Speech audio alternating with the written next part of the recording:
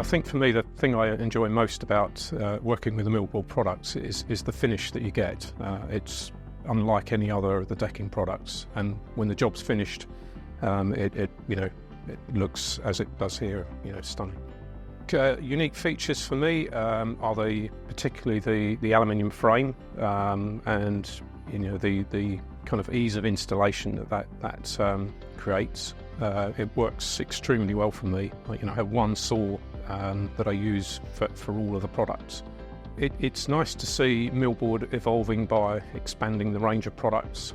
Love installing the products. If I could do it every day of the week, that would be ideal. It's a lovely product to work with. There are so many opportunities with it.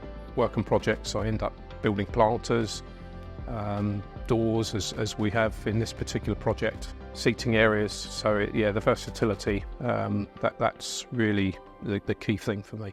The main thing I like about Millboard is really the customer service, the team that's who I have direct contact with, and the wider network, the distributors have such a good relationship. For me, Millboard speaks for itself. It's when you look at the products in a finished environment, customer feedback is that wow. It really surpasses their expectations.